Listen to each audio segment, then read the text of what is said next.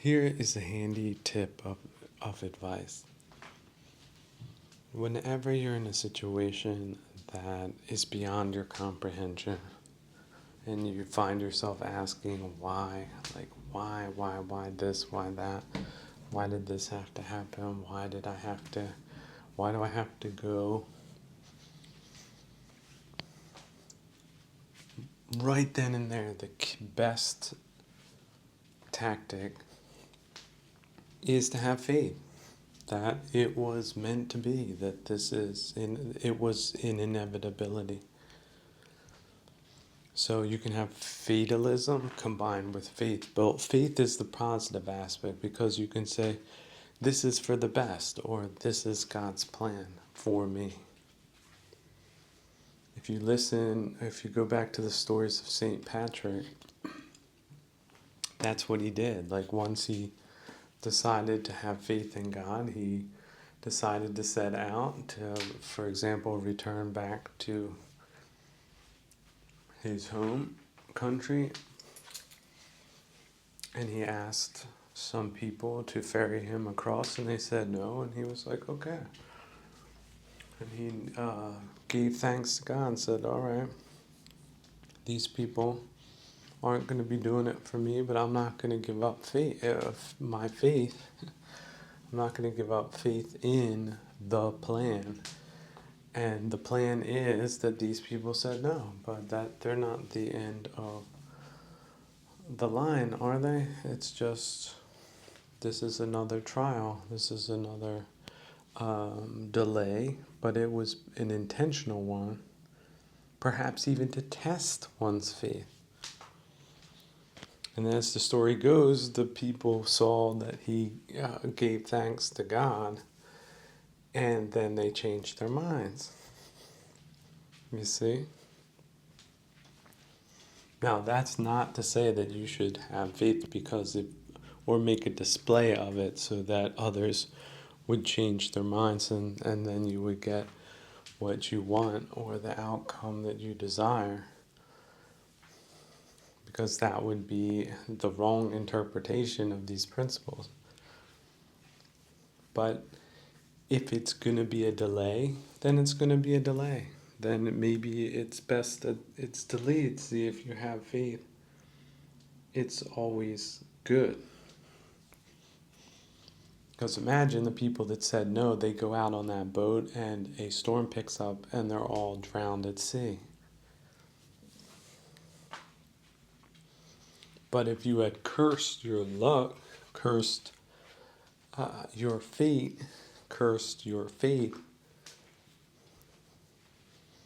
then would that have been a good thing or a bad thing?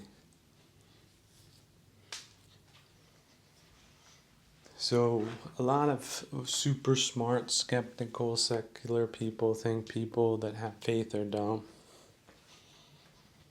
But what do they have? They have doubt. And we know that doubt isn't all that good either.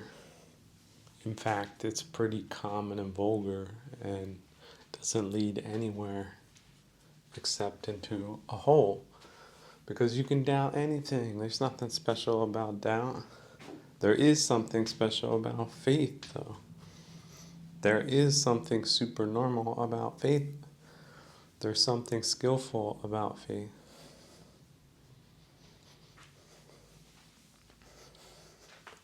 But it's easier said than done.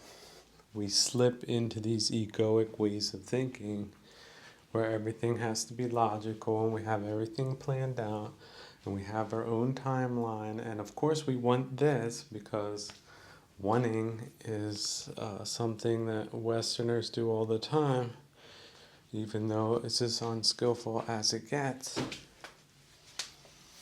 And then we're relying too much on faith to get us the things we want, rather than using faith the way I explained, which is if there is some atypical occurrence where you might have to walk away from things, and not because you want to. In fact, you really, really, really, really, really don't want to. This is something that can save your butt, can save you from unnecessary suffering, and can give you that little boost of enthusiasm that you really need to get through such challenging situations as skillfully as possible. We all need that. We need a lot more skill in this dimension than what is today commonplace. Doubt's very common.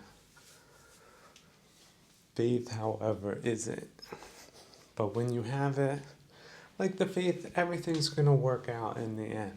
Like that type of faith. You ever meet people that were very relaxed because they thought that way? That's what I'm talking about.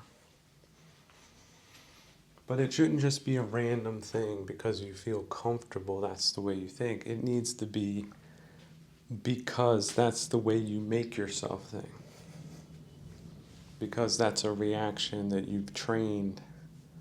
Because it's really a great way of getting out of unnecessary agitation. I don't want this. I don't want this. I don't want this. Well, but I have faith that it's going to work out in the end. I really do. With junk or without junk, it's going to work out. This junk, it could get stolen or broken or burnt or lost. But with it or without it, I'm going to be okay. I'm going good places because where I am is a good place. Because I make it a good place. And if it's not a good place, I don't stick around if I don't have to. But if I have to, then it's just what I have to get through. There could have been no other way. There was no other way. If there was another way, you would have done it that way. But there was no other way. Then this is exactly where one has to be. And you can just bring that acceptance and closure to the whole issue and shut that monkey mind down. You can just pop it right out of the tree. All that chattering, it just snap your fingers, it disappears.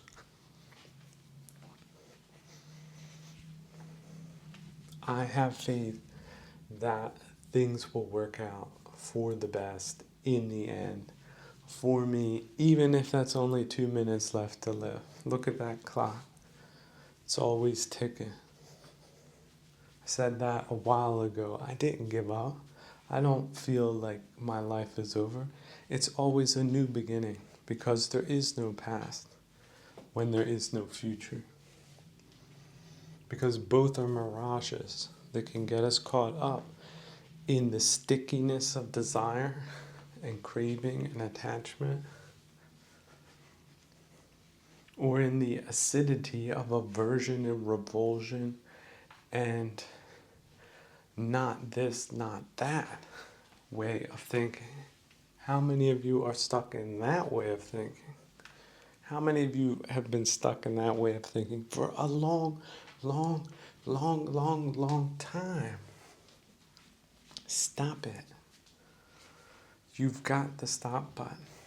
And this little trick, this little way of getting out of complicated situations by shutting the mind down and saying,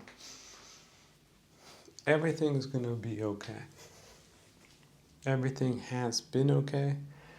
Everything has been pretty great, all things considered. And this day might be less than perfect, but it's all part of the grander plan. And it's leading to good places, even if times are tough right now.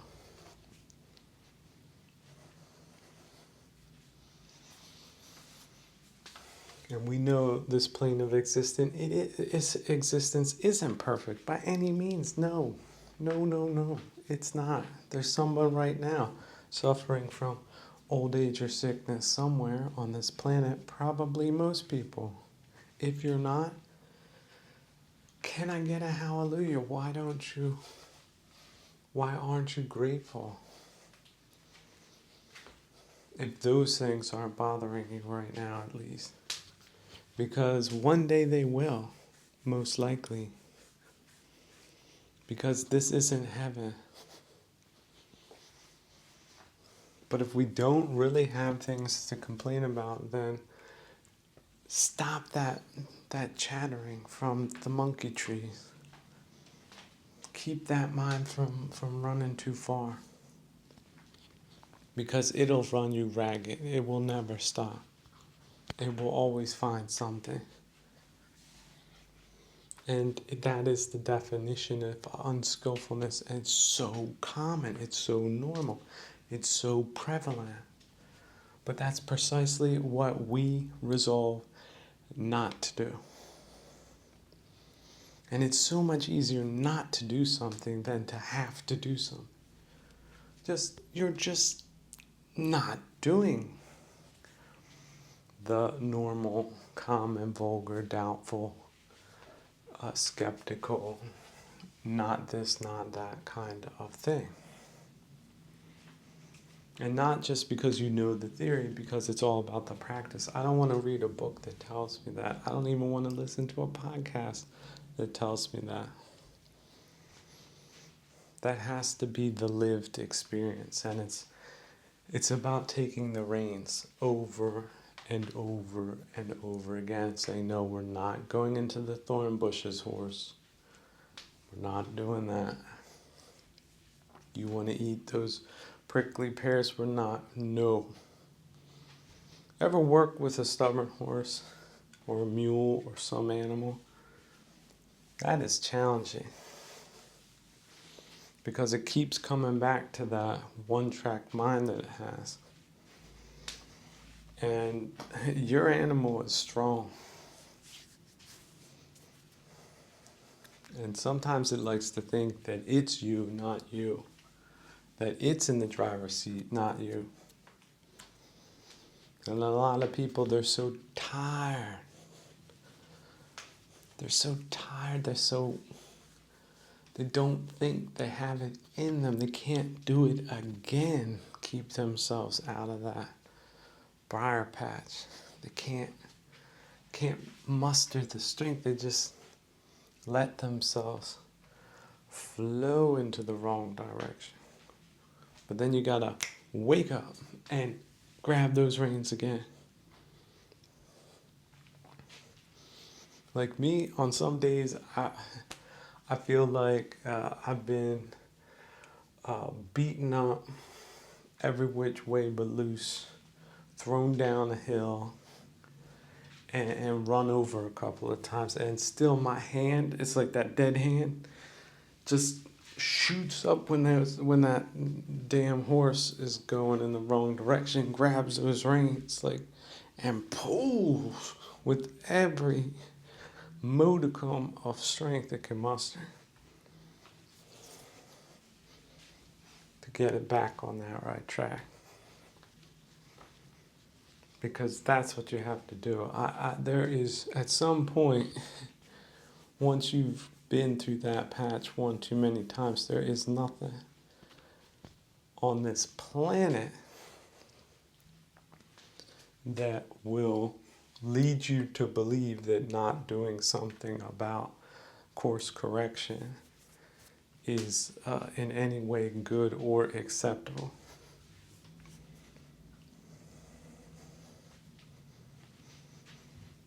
And that is a good position to be in, even though it feels like death every time,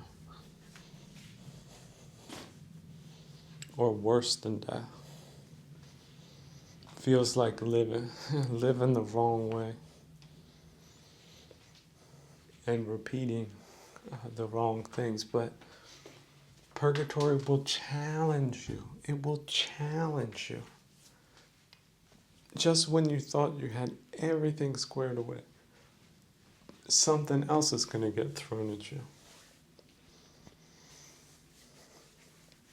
But see, we're getting too far out in the future. If you start thinking that way, you'll think, well, then there's no point at all. I can't ever win. But that's not how this reality is sliced up and diced up and served out. It's just one second at a time, one mind moment at a time. And at that pace, you can master it. But it's not easy. It's the highest art. It is the highest sport. It takes artfulness. It takes persistence. It takes insight. It takes awareness. It takes so many things. But it is possible. That is the joyous message that the Buddha taught. Oh, yes, you can do this. One mind moment at a time.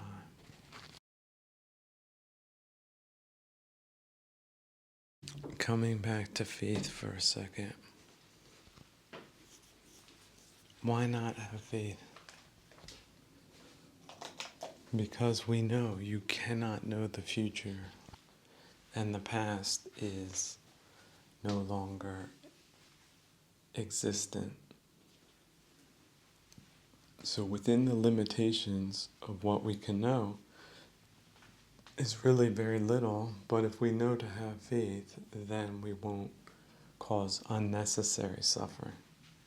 Because even if we knew what was going to happen in the future, and we're making a comparison with the present moment, with the future moment, we're overdoing our suffering. Let's just say if it was something bad, we knew we were going to get hit by a car in 5 minutes, we're wasting the last 5 minutes of our life before that happens. You see what I'm saying? Now that's just an abstract, but that's the way it is. Our lifespan, our existence is limited to here and now. And here and now, why not have faith? That things will turn out for the best. Why not? They have so far pretty much, or at least good enough. Or if things have been going bad, maybe they'll get better. Why not entertain the positive side of things? Like this year has been a terrible year. This month, terrible month. But next month, who knows? Next week, tomorrow, in an hour, maybe everything will change. I think it was Nietzsche that said that change comes on pigeons' feet, or change comes like pigeons' feet move. It's a funny way of looking at it, but it's pretty close to the mystery of the truth. So catch yourself and bring yourself back and say, aware, aware, aware, aware. Awake, awake, awake, awake. Here, here, here. Now, now, now. And just pull the reins in on your breath again. Say, look, I'm taking back control as the observer, as the narrator of my life. And I'm not going to make any comparisons. This might be lovely right now, but I'm not going to then verge over into fear of losing this. There will be moments like this, perhaps in different places, because we're surrounded by changing forms and conditions and randomness.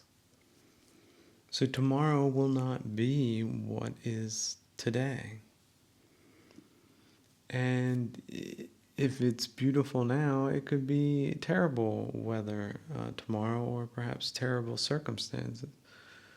Something breaks down, and it's not at all what you expected it to be.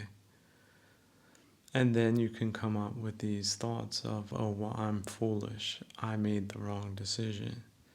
You see, you can go retroactively into these things. Or, I want to make the perfect decision now. I don't want to make a mistake. But you don't have a future crystal ball.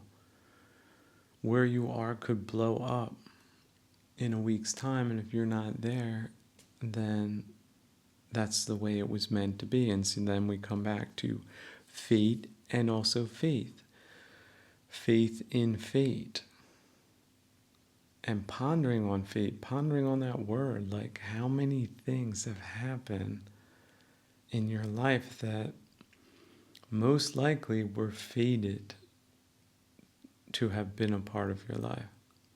How about people?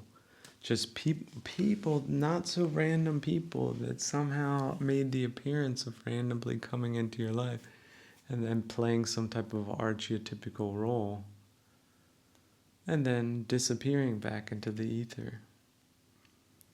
And the capability of being neutral about these things and not doing the normal common vulgar thing of attaching to mirages. It's great when certain people are there and it's a great time, but all our time is limited. Our lifespan is limited. Other people's lifespans are limited. So enjoy the moment, especially when it's a beautiful moment, when it's something that is exceptional. Then really do enjoy that. Really do take a step back and say, wow, life can be magical at times. It's not just a humdrum. And if it's neutral, it's normal, then think, wow, isn't this great that this isn't a bad time? This isn't a stressful time. This isn't like that time, or this isn't, Monday morning at 6 a.m. and the train is running late kind of situation. Isn't that great that I'm no longer in that state of mind? And boost yourself, raise that frequency. Don't just let yourself go unmindfully through life. Give yourself a diagnosis. What's happened? Pinch yourself. Snap yourself out of whatever funk you're in, whatever attachments. That sentimentality, man, that gets me every once in a while. But what is it? It's a damn attachment to the past. It's an attachment to a mirage. There's nothing cute about that. It's a defilement in a way, because it is an attachment to a delusion. It's just what Mara is beaming into your brain to manipulate you with. It's not there. It probably didn't happen that way. It's just selectively picking things out so that you make an unfavorable comparison with the present moment. Just stop that, drop that, and reclaim the breath. Breathe in and breathe out. And do that a couple of times. This is just the way it is. We are human beings. We forget our skillfulness at times. We forget the limitations of our existence. If you don't want to leave, just think, well, you might come back. If you want to leave but you can't, say, well, maybe the opportunity will present itself soon that I can leave. But for right now, this is what I've got. So how can I deal with this skillfully? How can I reduce unnecessary suffering to zero? How about this? Zero unnecessary suffering. Can we commit to that kind of lifestyle no matter what the situation is? Because we know how the mind works. It will always find something if it's just left to its own devices. So, but if it does that, then you have to be ready to counter that. You can't let yourself get down on yourself and say, well, this keeps happening. Well, then it's like a light that keeps going on. You have to keep flicking it back off. But it won't be forever. And especially if you get in the habit of that, your mind will learn sooner or later that, yeah, this is the wrong type. These are the unwholesomeness are the wrong topics to bring up, because they won't be entertained at all. In fact, they will be shut down as soon as one becomes aware that that's what one is doing. And that really is soon enough. That's as soon as it needed to be for you to recognize what's happening and then to respond. That's just the way things work. can't be faster than it is. But again, these skills are super normal, and congratulate yourself every time you make the super normal decision to not suffer needlessly, to not crave this or that thing, not to make comparisons, to be perfectly fine with nothing at all, just solitude. Solitude is a great thing. As soon as you lose it, then you notice how valuable it is. But during our time of solitude, how many people wreck their solitude by thinking what they could be there but isn't? So don't do that. And look at it as a challenge. It is the challenge of the moment. It's the challenge of our lives. It's always the same challenge. Where is your mind? And is it in a wholesome place or not? And if not, then change that. Change it at least to neutral.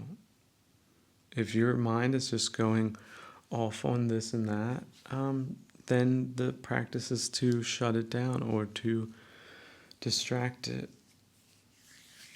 or to focus on the breath again or body weight position. How about if you're walking, take a strenuous posture or pull your hands up in front of you and then exert force on them, pulling them apart so that your body is even more engaged. It's not just a comfortable walk, it's a practicing walk that has a couple of difficulties built in, but not too much. It's still well within the middle path. But if that's what it takes to keep your mind from running around like crazy, then that's exactly, why not do that? It's a easy and effective way to do it. And why not do it? Well, if you won't do it, that means you're lacking right effort. So don't be like that. You recognize, you act. And if one way doesn't work, you look to the other way. If that way doesn't work, you look to the other. And then if that doesn't work, you return to the first way again. But this is just the way it is. So don't ever get caught up in comparisons. Don't ever get caught up in a fear of missing out. Don't ever get caught up in thinking, well, the place you're going is going to be worse than where you are, and where you are could be so much better. If it was different, it's just, these are mind games that we play with ourselves. So the sooner you can grasp that, the better, and the more you practice, the better off you'll be. Also, leaving things behind is just what life is about. There is not one single thing that you think you own, which most likely owns you, that you will take after you die. All of it stays here. So think already in terms of giving it away. Like, even if you don't give it away, think, well, if somebody came here and I have already passed away, think how happy that could possibly make someone else.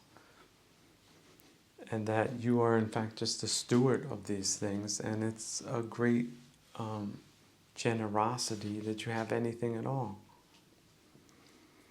And if you just think in terms of, well, somebody gave me this, or I was able to buy this, well, think of the people that made it for you. That how much time and effort and dedication they devoted to it, that you would normally not recognize, and have a little bit of appreciation for it. And think of how many things you've received or inherited or have been gifted, and then you would be gifting this to others, and that it will scatter to the winds, and that maybe it can bring just a little bit of meaning to someone's life. And isn't that a wonderful thing? So it's all in circulation. These things are in circulation, and you can't take them all with you. So go, if you have to leave things behind, curate. You might have wanted this or have this or thought this was important a year ago, but now it's not. This is more important. You only have this much space. You can only carry this much weight. What do you take with you? And what do you leave behind? And can you leave it behind in a spirit of generosity and not with a sense of clinging or disappointment or loss? Because that would be unskillful, wouldn't it? You were generously given, and now it's your job to generously give or leave for someone else. You might have paid for it, but you didn't make the thing. If it's a book, you didn't print it. You didn't write it. So you might have paid for it, but that was just rent for the thing. So long as you had a roof over your head, there was a place for it to be stored well. After that, it's not really suited for where you're going. So generously give it. Make it an act of generosity by leaving it behind. Don't be negligent. Be very fully aware that you're leaving this for others and that they might be able to make better use of it. And see all things that way. And avoid clinging to things in the first place. But if you do have these attachments, then you have to recognize that and also work against those attachments, work towards breaking those attachments and feel very good and congratulate yourself for doing that. Like, here, I'm leaving this for others. I can't use this anymore. I hope someone else finds some use or joy in this thing. Even if it's finding it and putting it up for sale and then pocketing $5 or something like that, that they're doing society a service. It's not stealing from you, it's not taking from you, it's not a loss. Perhaps you should have appreciated it more when you had it, but that is also a convoluted way of thinking. You didn't care enough, but now you care. And why is that? Well, that's the human animal at work. It's something we do reflectively, but it is unskillful. It's normal, but it's not super normal. Be super normal in these things. And it's okay not to know. See, you'll come back with this question or this statement, I don't know, I don't know, I don't know. It's okay. You can't know in many instances. The people who think they know are oftentimes deluded. The Buddha didn't say he knew what was going to happen in 5 minutes, but he didn't make himself crazy thinking about every possibility known to man and then trying to optimize. This is some type of sickness that Westerners have. It has the appearance of using your smarts, but you're just playing mirage shell games with possible outcomes, and you're getting ahead of yourself, and it appears like you're engaged in cognitive activity, and you are, but it's not realistic, and it's not helpful in many cases. Why is it that the ego always wants to know? Well, that's how the ego works. But it's impossible to know, so the ego just has to accept that fact. You can't know. I want to know, I want to know. You can't know. So that's what makes life exciting too, you see. Just take it as it comes. Assume it will be good enough. And if it's not good enough, that you'll remedy the situation. I set out the other day on a bicycle. I had a very heavy pack on, and the back fender bolts snapped. And I did not have a pair of, or a wrench appropriate for the rear wheel nuts, and so I had to improvise, but I didn't even think that was a possibility.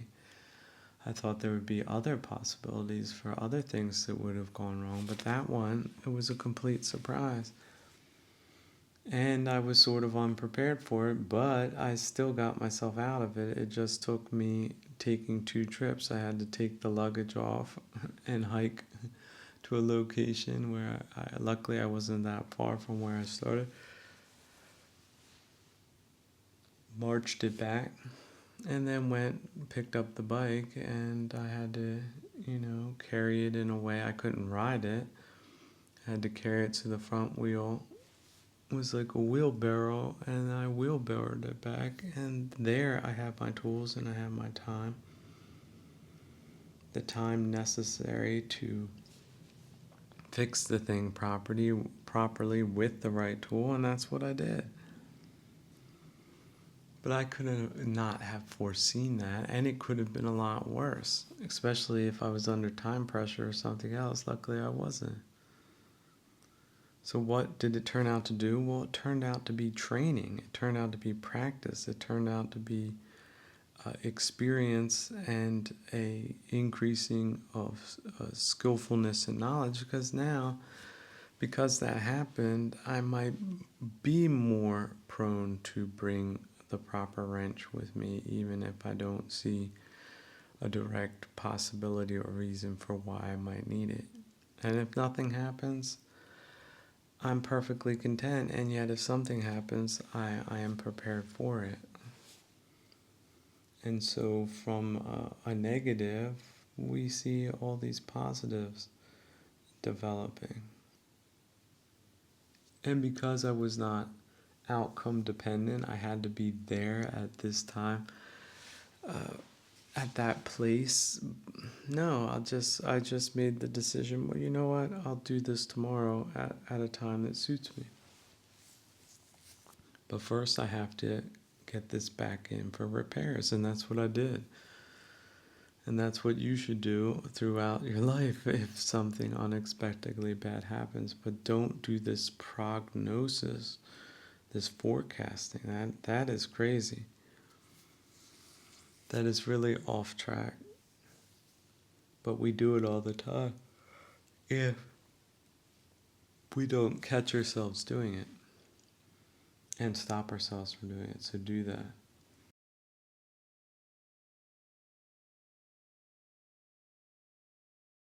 Now, some Americans that listen to the last episode, and I do encourage everyone to go back through the other ones. This is like cultural curation, that's my program. That means, okay, our cultural infrastructure has been hijacked for a temporary kind of thing, but it has gone back to 68. So anybody who identifies with the 68 movement is a piece of crap. So we don't need people like that anyway. But anyway, there's a lot of excellent cultural products that our culture has produced, and we should cherish them more. Young people don't know about these old gems. For example, Gone with the Wind. Look, that is a piece of cinema. It's standalone. Okay, it was actually better than possibly the culture at that time knew how to appreciate, but people today can appreciate it more. It's an excellent piece of cinema. It just keeps getting better as time goes on. But we have to go back, we have to curate. And look, there are so many films that were produced by Hollywood in its heyday that are underappreciated in this day or unknown. How about this? I heard recently La Dolce Vita from Fellini. Now, this is an Italian film. I don't want to appropriate their cultural contributions, but I heard today they don't have, first off, that film is suppressed, And second off, they don't have any adequate, they don't even have English subtitles for it. But that film, it's standalone. It's a piece of art. As long as there's a copy somewhere, it will be worth something to someone who takes the time to look at it. Maybe not just one time. Because works of art like that, they deserve over a lifetime to be viewed as a young person, a sort of young person, a sort of middle-aged person, a middle-aged person, an after middle-aged person. That's the thing. Art can accompany you through life, but you do have to find it. And it would be nice if we had cultural institutions that gave young people direct access, said, hey, look, this is the list. But you have to be aware, they politicize these lists, so they'll mix in 20% of crap. But at least you get the 80%. But in my world, it's just 100% meat. It's 100% Target. It's 100% the best of the best. Like, here's another thing. There's a limit. You don't need to watch everything. You don't need to watch too much. Maybe there's a limit to human effort. Now, I understand there's going to be people that deep dive, but that's them. I would say for standard people, how about we put a list together of the best 30 films, period. Let's do 33 because it's a lucky number. But that number can change. There's people that can come closer to the 33. Then there can be the second 33. The runners up for people that want to go deeper. And then a 33 to the third. So it's 99. Top 99. But don't ever let them politicize that process. They put in one bad film. The people that did that, they're jammers. They should be considered the lowest of the low. They're vandals. They're criminals. But anyway, okay, there is some subjectivity. I get it. Now, there's going to be my top 99. And then, other people. Look, I'm not infallible. Okay, and I also think that there could probably be classic films, and then there could be new films. There could be the best 3 films of the year. There could be a new contest with new people that understand what type of war we're in, which is a hybrid war. It's asymmetric. They're going after the culture. They are trying to undermine us. But people who understand that still keep their wits about them, that have taste and know what they're talking about, and also already know about the top 99 of the last 200 years, or however many years it's been since we invented cinema. A lot of people say it's the ultimate art form. I think there's something to that. There's music, right? There's photography. There's acting. There's script. My goodness, what film was I watching? Look, Little Shop of Horrors, the remake in the 80s, the script, the lines, the acting, all of it is pretty good. It's better than average. It's probably watchable. Now, I wouldn't put it in the top 99, but it's maybe the 100th film you should watch. Okay? Just because it's sort of zany, but the writing is good. The actors are good. The casting is good. It's a pretty good baseline kind of film. Now, a lot of people said it deviated from the first Little Shop of Horrors in the 60s or 50s, and I agree. That film was sort of messed up, but it does have Fellini moments. When Seymour is jumping over all those old tires, and his head pops out of the toilet, how could you forget that? I mean, that's impactful. That's meaningful. Also, the drunk that gets beamed with a rock on the... there are moments in that film you just can't forget if you've seen it one time. And that prostitute, wow, what a great actress. Why can't we have more of those? in films going forward. See, so, there are films, they say they're cult classics. Well, but then there are other parts of the film very annoying, very shoddy. You have actors that weren't up to that level, but then you have moments where they transcend. So that would be for the aficionados. I wouldn't put that as first place. But again, the metaphors are meaningful. Okay? And then you can see how they changed it over time. So there was the narrative, there was their initial story, and look at the improvements they made. But on the other hand, maybe they emphasized certain things at that time they felt were more meaningful, that might have twisted the original story and maybe even derailed it. See, that's why you need cultural people. But of course, I don't recommend everybody go deep diving on the arts. But for those that do us a solid. Do the culture a solid. And certainly create out the new toxic stuff. It's not good for you. It's brain rot. It's downright destructive or misleading. So this is the type of war we're in. So someone wrote in, what are you doing?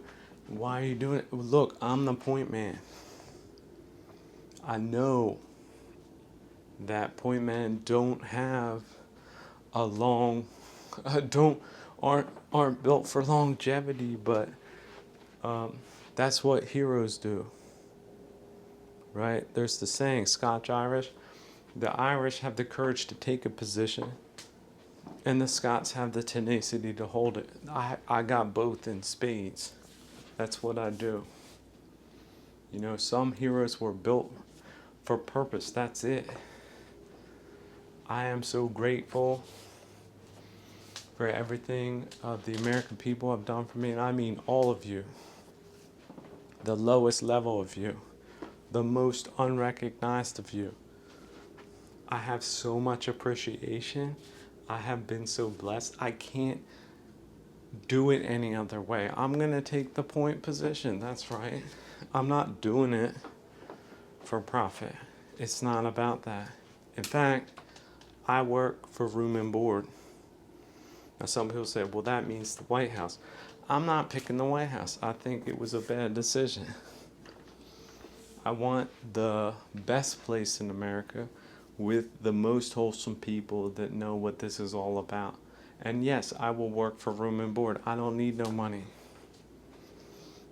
I know when I'm dead, where's that money then? It's delusional. Me, I'm working for karma. I'm working for the next life.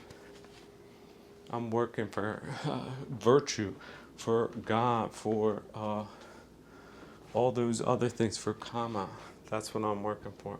And guess what? That doesn't pay a damn cent. Hasn't paid me nothing. You know what it's paid me? It's paid buckets of piss thrown in my face. That's what it's delivered in Mara's kingdom. But in the heavenly kingdom, I know what that's worth. That's why I work that way. Room and board. Don't even pay me a damn penny. And whether I become the president or not, that's not the point. I might not make it there. But what I am doing is pathfinding. I am point man. I'm on point. So for all you that didn't have the courage or leverage in some way and felt, no, you couldn't say what I said, well, I'm saying it for you. I'm taking it further than you would have said to create that space of freedom that every Westerner deserves. And Americans, yeah, you're on point too. Pacific Ocean, no damn Germans or Italians or French ever made it there. It was us that took it that far. And what we did with it was great. It was fantastic. We created a refuge for civilized people around the world, and they do love the American idea, and they do love it for real. And so should you. It's a privilege to live in the United States. It's a privilege to have been part of that experiment. And if they flipped it, they've broken it, they tried to twist it, Well, F them all. They're going to get their just rewards for that in the lives to come. But today, that's right, you see that donate button? It's already probably been maxed out. Because people do see it as a privilege to support this thing. You got a 20K max right now based on these Bilbos and Baggins, but maybe that'll change. There are people with money, they don't know what to do with it. Well, this is what you need to do with it, is back a cause that's worth a damn. And it's not just the economy, stupid. It's culture, it's sociology, it's psychology, it's religion, it's everything. And we have a very honorable tradition, and we will continue this tradition no matter what, especially in the face of the enemy. We spit in the face of the enemies of Western civilization, and we are the point men and women. And we will carry it over that touchdown no matter what. They got a defensive line, we're going to break through it. They got an offensive line, we're going to smash it. That's what we're going to do. So, what's the party name? The party name is Mobilize. You're working class? Guess what? You're the type of person that we need to get this country back on track. We don't need no Bilbos, no Baggins, no bags, no rich people to speak of. But if you're rich, great. You support us, you're good. You're not part of the group, the hog class, per definition. Love to have you. Your values are in line with ours, great. And you're wealthy too? Spectacular. We're not going to discriminate. But you're rich and against Western civilization, then nobody needs you. You're rich here? That's a disgrace. That's going to change. Because it's not just about national security, it's about cultural security, it's about the entire Western world. There are people that would love to be here with us. And why should we disappoint them? Not just today, tomorrow, or the years to come. This place is a refuge. Not just that. It's a hope, it's an inspiration, it's a shining beacon to all peoples of the world that want to experience freedom, want to experience prosperity, and have the conditions, the preconditions they need to self-actualize and give back to all of these heroes, all of these people, everyone that has put in so much effort, that's been so underappreciated in our time. But those times are going away. We are going to reappreciate all the good things of the United States. That's right, we're starting here, and we're going to give that gift to all free peoples everywhere and support them, our friends and allies. Look, Philippines, South Korea, Taiwan, Japan, Thailand, looking at you. These are very valuable allies and friends to have. Ukrainians, every last one of them, worth their weight in gold and more than that. They showed us all today that freedom, we don't have a monopoly on it. And freedom can be attacked, freedom can be undermined. But they showed us in this day what real courage in the face of adversity looks like. We will never let them down. And that just doesn't mean war. That means culture, right? That means economically. That means sincerely and authentically. We're not going to let them down. And okay, they might not have the political representation that they deserve, but I see that changing day by day. And we're going to support that process in every way known to man. They deserve it. And who's there to help them? Yeah, it's us, nobody else. Okay, they can go to continents and they get nothing but jazz and jizz. But for us, we know what they're talking about. We know about Bilbos and Baggins all around the world.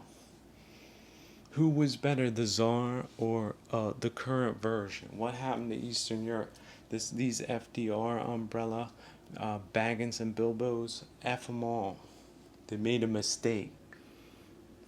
They thought riches was a thing. UK, people in the UK, yeah, guess what? We're all in this boat together. Ireland, UK, the entire Western world is now under attack. We got the BRICT alliance with double I and a T on the end, and more joining every day. We got to turn this situation around. So who is it? Who am I? Yeah, I'm the point man. It ain't fun. I got every bucket of piss thrown in my face just for you, but you know what? To me, it's a privilege. Every molecule, I know how to appreciate it. So you got some extra funds? Hit that donation button. The party is called Mobilize. We're gonna leave these Democrats and Republicans. F them. You got more party affiliation than an understanding for the United States. F you and your damn party. Don't need them. The new party is called Mobilize, and we're mobilizing hands and feet. Everybody who can think. It's all hands on deck. It's the working class. That's right. Don't need no Bilbos. People that can put two and two together, that can put things together, weld them together, build them together. That's what we're about. But not to the point of insanity. Look, you can be allied with us. That doesn't mean you're going to change it into some one worldism. That doesn't work. But allies and friends that are different than us, that's okay. We got a big tent for you, but okay, it's a separate tent. Respect that. We can't be all things to all people. This here United States, it was founded by those chosen by God. And if your families, look, 3 generations, you better bring some damn reasons why you belong to this party, because we're not just taking people on face value and a couple of platitudes. What did your damn grandfathers and grandmothers do? You don't have the right background, and you best believe that better not be fake. Don't even think about showing off. And if you do, you will be treated like the charlatans and stooges that you are, like these other fools out here thinking, oh, there's two-party system. We're here in the two-party system. We've been here since FDR. Look, you've got no credibility. You've got the opposite. You're responsible for all these crimes against the American people and Western civilization by extension. So just go away, cash in your chips, disappear. We don't need you. We don't want you. It is the devil himself that propped you up, and the results have been horrifying. They're war crimes. You're proud of that? You shouldn't be. You're a damn disgrace. You're a stooge, a fool, and a criminal. That's not the way politics are going. Like I said, I don't want a damn cent for myself. Every donation is going to go someplace else, and if I get wasted, it's going to disappear anyway. So it's not about that. But we are taking a course correction here, people. So all hands on deck, mobilize. That's what I'm doing here. Now, a couple of these other stooges, like, oh, you're over exaggerating. You're a sensationalist. Look, people, you have not been sensationalized enough. We're in a war of extermination. Look that up in the dictionary. It's not there yet. Well, I invented the term. We're being exterminated. This is a real deal. This is pre-World War III. It's not going to stop. Did the Bible said that there's going to be peace in this time? I don't think so. Wake up, people. They're trying to weaken us, disable us, divide us, polemicize us, get us going in different directions because they want to exterminate us. It's that damn simple. So you think this is hyperbole? No, it's not. It's not a gimmick. This is your wake up call, dummy. It is that bad. So get on board. Max out that button today. Maybe tomorrow we can get it up to 200K. Get that limit gone. Who needs these damn companies limiting self-defense? And self-defense is not in any way suspect, amoral, immoral, or anything else. This is self-defense, people. Just like the French and Indian War, those people being massacred in the forts, you're going to look away and explain that away, and you're not going to support that? Who the hell needs you then? So this is it. The lighthouse, that light flashing on the coast. We got the storm. We got the hurricane right now. So nobody's going to say that. Well, guess what? I'm going to say that. That's why I'm saying mobilize. I am not doing this for my health. I'm not doing this because this is the comfortable thing to do. This is the way I'm leaving this planet. But I'm not leaving it just because that's what I want to do. So, and it might not happen the way they think. Let's not make it easy for them. You got money, forget about it. Take whatever you need for yourself, and the rest you need to start investing that in people that are going to push back on this, because these people are out of their damn minds. They are going for global domination. This is not Austin Powers. This is not Dr. Evil. This is not a paranoid fantasy. This is the real thing. They knew this during the Cold War. We got a hot war now. You're behind the damn curve. Turn these TVs off. These damn channels that are just doing nothing but nonsense. All those people are engaged in illicit activity at this point. But that's going to change real quick as things get crazy. So this is the time to invest in the future. And the future is mobilize. You know some people that got their wits about them? Send them our way. You're working class, you're exactly the type of person that the country needs. Everybody else, stay away. Your classes don't need you. A Ivy League university, pff, you stink. You're gonorrhea, that's what you are. Damn class against the American people. Against Western civilization, you're a specialist. Look, we're going to have experts in the courts of the future. And they know what that's about. So you're wasting your damn time. Don't climb up this tree. But if you're for preserving Western civilization, strengthening it, deepening it, making it meaningful, mobilize. Start mobilizing. We need 100 times more mobilization than what we've seen up until now. And as far as young people go, yeah, you're exactly the demographic that does matter. You're the people that are going to be carrying Western civilization forward. So yes, we need every one of you, and also allies of Western civilization that sees a point in continuing it. You think there's freedom everywhere? Look, you're from a different continent. Go back to your damn continent, check it out, and then get back to me. We are looking for allies, but not damn delusional people telling us fairy tales about things that don't exist or existed hundreds of years ago. We're not in a damn memory war like you. If your brain's been fried like an egg, we don't need you. Check things out for yourself. You think we're making things up?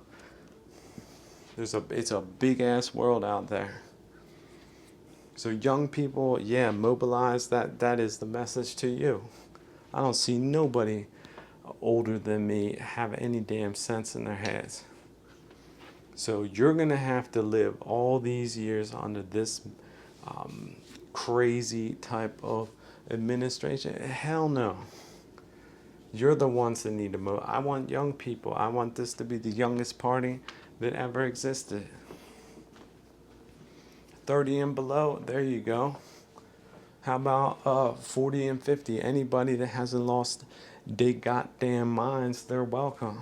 I know it's a minority in the 40 to 50 range, but anybody over that, we're talking about 1, 2, 3, 5, 10% maybe.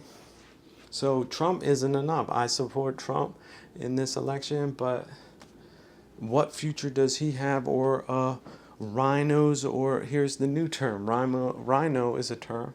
How about ammos, right? Americans in name only. Okay? We got those too. I'm American. Sure you aren't. These are these little psych games they're playing. That is messed up. That's played out. You're not an American. You're just playing pretend. So we don't need any of those damn people in the Mobilize platform. We want real Americans, people that really do support Western civilization, do know why it's important, and nobody else. That's it. You don't need to be in damn politics. Who told you that? Some college professor, F him. How'd he get that job? These people playing games, politicizing the institutional capture, all that. We know about all that. That's old news. This is the new party. It's called Mobilize. You're not coming at us with any type of hybrid, asymmetric BS. We see it a mile away. It stinks. There's no upside to that. So look, Trump is the last dude I'm backing as far as the establishment goes. But after that, it's Mobilize. So we're looking at 2028. That's what this is about. And sensible Trump policy, look, we're behind that. We will support that. We're not just oppositionists because that's what we do. No. We'll take anybody from anywhere that is in this messed up system at this time and support that. But going forward, it's Mobilize. And we don't have rhinos. We don't tolerate amanos, or how do you want to pronounce it? Americans in name only. Anos, how about that? Like anal retentive, or assholes. How do you want to put it? Anos? That's a good one. Ain't no sense that these anos be making, aren't they? Don't need them. So you think you're going to show up and sign up? We're going to... Don't do it. Don't need you, don't want you, don't have anything about anos. This is about the real thing.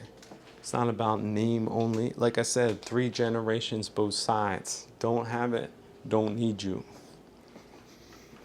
There's a lot of jobs for people that don't need to be in politics. People go in politics, you best have a pedigree and be able to prove it, and it better check out. If it doesn't, don't need you. Don't need no anos. Nowhere, no how. Never.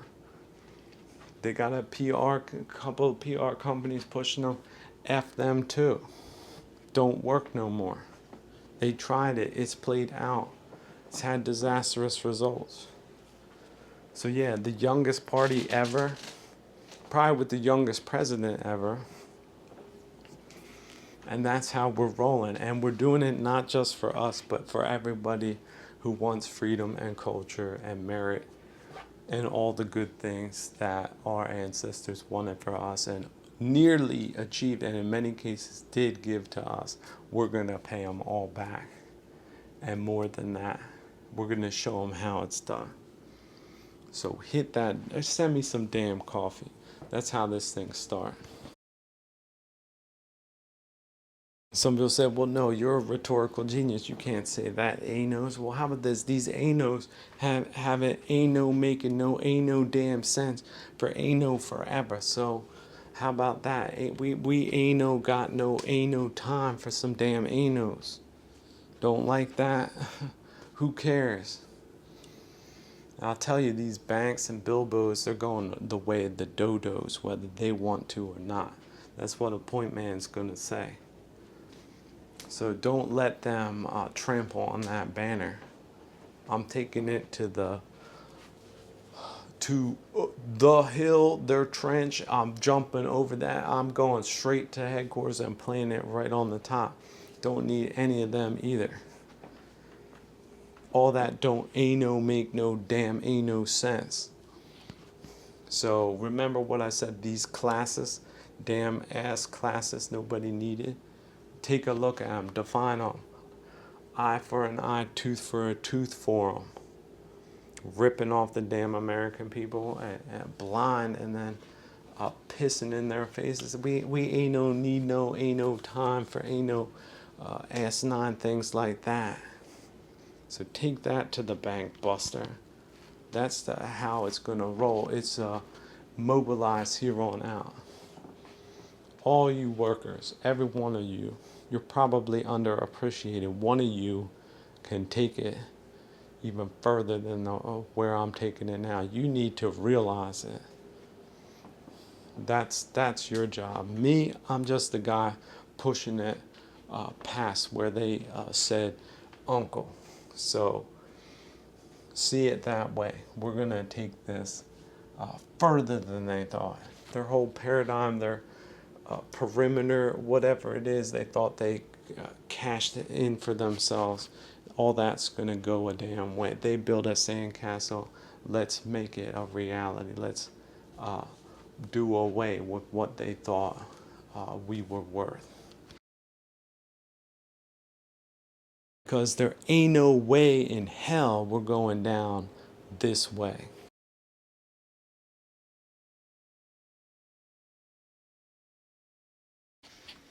Well, some people wrote in and they said, well, why did you do it? You could have just had lived such a charmed life. You could have been so wealthy. Like, not normal wealthy. We're talking here, people, for these skills. See, there are some crap temporaries that will admit it, but they're few and far between because the culture is dominated by the last butt slap, double backflip retards the world has ever seen. But see, that's what makes people mad, especially crap temporaries when I say that. But the people in the future, I hear the applause. It's so loud. And even if it isn't just you, dear reader, that enjoyed reading Shakespeare and read also his prelude, where he describes people, keeping his book by the toilet, but some people that didn't, and how accomplished that whole framing was. So look, yeah, I'm the point man. I realized that I will die anyway. But I decided to push the envelope so that all of you could live better and freer lives and essentially liberate yourselves. Not just from the political sufferings of our time, but also the spiritual ones. So, a hero in totality. Someone Athenians knew how to revere, especially beyond death. Because that's where the true impact is made. In one's time, it is, thanks to Mara, a losing battle. But the future, that get this information, it is a download that will enable civilizations that I only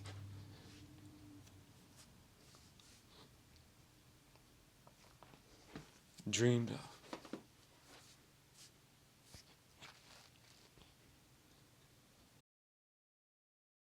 Therefore, I declare myself President of the United States of America, even though there hasn't been a damn election. You know, I'm the best man for the job. This is my title. This is my responsibility.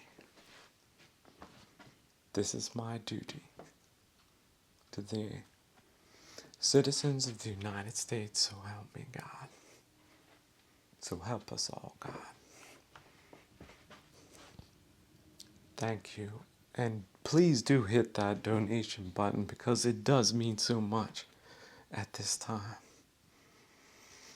of Western resilience and resistance to these damn forces of evil. So help us all, God. Amen.